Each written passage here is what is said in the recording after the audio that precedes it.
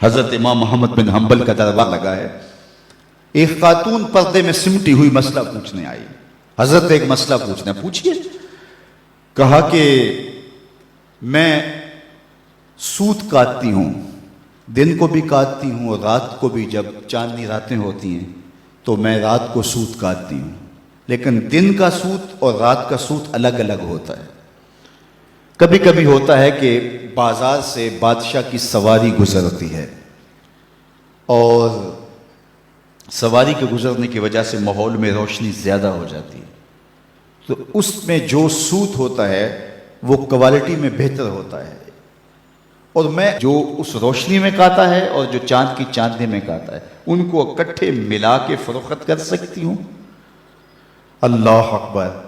امام احمد بن حنبل نے خاتون سے کہا کہ اپنا تعارف کروا سکتی ہو، تم کون ہو؟ اس خاتون نے کہا سائل کی ذات نہیں پوچھی جاتی، آپ مفتی ہیں فتویٰ دیجئے.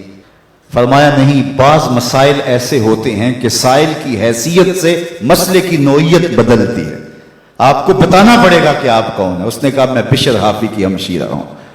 کہا خاتون تمہارے لیے جائز نہیں ہے. امام شاہ احمد رضا خان فاضل بریلوی علیہ رحمہ ایک دعوت پہ تشریف لے گئے، تو اس نے انواع و اقسام کی چیزیں رکھی. تو شوربہ بھی رکھا، تو آپ نے تھوڑا سا شوربہ چکھا تو اتنا لذیذ تھا کہ جی چاہا کہ شوربہ پیوں. تو صاحب دعوت کو بلایا، کہا کہ اگر تم اجازت دو تو میں شوربہ پی سکتا ہوں. اس نے کہا حضرت یہ سب کچھ رکھا ہی آپ کے لیے. کہا نہیں، شوربے کا عرف معقول ہے، مشروب نہیں. شوربہ کھایا جاتا ہے، پیا نہیں جاتا، اس کا عرف معقول ہے، مشروب نہیں. تم نے شوربہ تیار کیا ہے کھانے کے لیے، سالن کے طور پہ، اور اگر میں پی لوں اور میرے دیکھا دیکھی باقی بھی پینے لگے تو شوربہ تو ایک جھٹکا بھی نہیں لے گا اور تمہیں شرمندگی ہوگی. اس لیے میں اگر پینا چاہتا ہوں تو میں آپ سے اجازت لینے کا پابند ہوں، اس لیے کہ میں عرف سے ہٹنے لگا ہوں. اور ہم سب کچھ ہڑپ کیے جا رہے ہیں، اور ہم صوفی ہوتے ہیں، ہم غوث زماں ہوتے ہیں.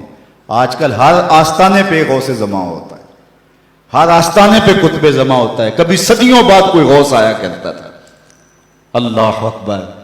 کیسا طوفان بدتمیزی مچا ہوا ہے اور کیسے القابات کی بے توقیری ہو رہی ہے. ہر لئی میں رازدار دین چھتے. اقبال نے کہا ہر کمینہ دین کا رازدان بن کے بیٹھ گیا ہوا ہے. تو یہ ہے ہمارے بزرگوں کی احتیاطیں، یہ طریقت کا مزاج ہے. علامہ اقبال نے ایک جگہ لکھا ہے کہ جب تصوف فلسفہ بننا چاہتا ہے تو فقیر کی روح اس سے بغاوت کرتی ہے، اور اگر تصوف رہے تو کون تصوف کا ماننے والا نہیں ہوگا. آج گلی گلی جو صوفیاء اور اولیاء اور تصوف کے خلاف لوگ بولتے ہیں، انہوں نے جو تصوف دیکھا ہے انہیں بولنا چاہیے. اگر حاتم الصم کا تصور پیش کیا جائے، اگر احمد بن حنبل کا تصوف پیش کیا جائے، اگر اعلی حضرت کا تصوف پیش کیا جائے تو وہ کہیں گے اس تصوف پہ تو ہماری جان بھی قربان. تو یہ تصوف کی حقیقی روح ہے، یہ تصوف کا حقیقی رنگ ہے. لوگوں کو اذیت میں مبتلا نہ کیا جائے.